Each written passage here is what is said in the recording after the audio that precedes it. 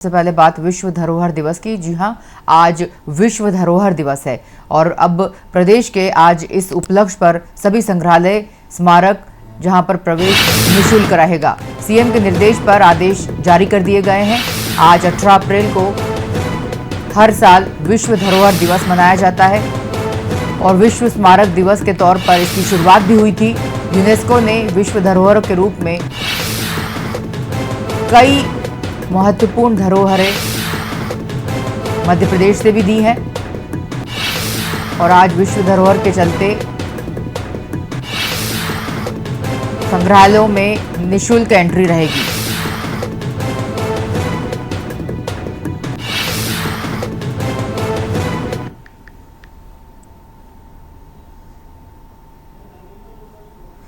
चलिए, इस खबर पर और अधिक अपडेट के लिए हमारे साथ ब्यूरो चीफ धर्मेंद्र सिंह जुड़ चुके हैं और अधिक बात करेंगे उनसे। सर, आज विश्व धरोहर दिवस है, क्या कुछ जानकारी सर?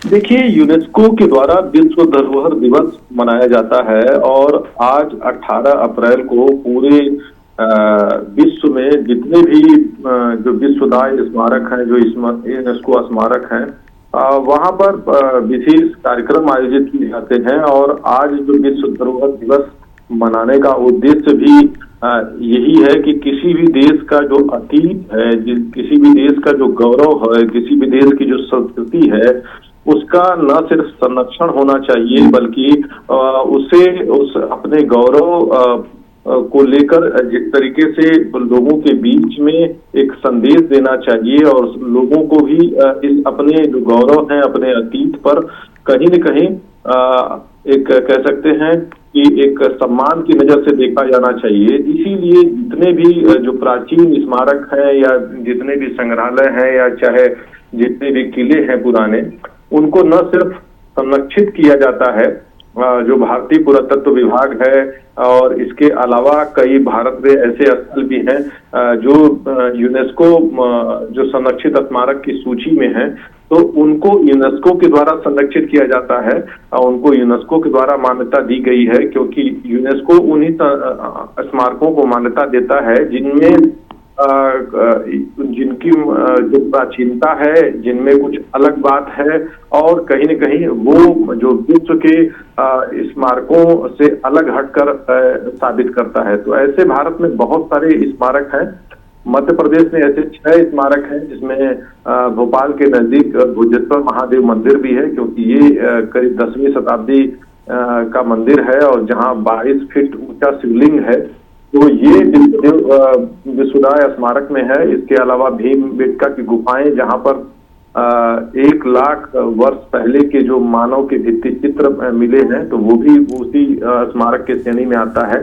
तो इसी तरह के जितने भी ये स्मारक हैं, वो स्मारक हमें इस बात का एहसास दिलाते हैं कि ये हमारी संस्कृति है, ये हमारा गौरव रहा है और उस गौरव को न सिर्फ हमें बचाए रखना है बल्कि हमें सहेजना भी है और अपने लोगों को इसको बताना भी है।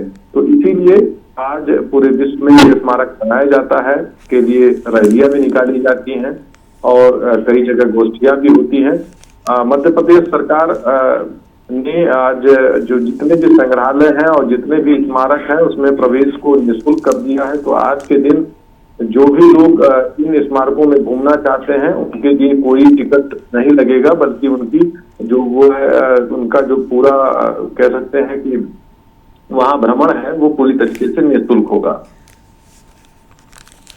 सर, जिस तरह से ओम वैली की बात हम कर रहे हैं, विश्व धरोहर दिवस की बात हम कर रहे हैं और भोपाल में कई ऐसे संग्रहालय हैं जिसे देखने के लिए दूर दराज से लोग आते हैं और आज विश्व धरोहर दिवस है तो आज निःशुल्क एंट्री है।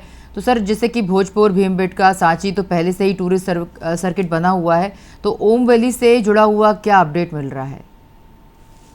देखिए, जिस तरीके के स्मारक हैं और ओम वैली भी उन्हीं स्मारकों में से एक खास है।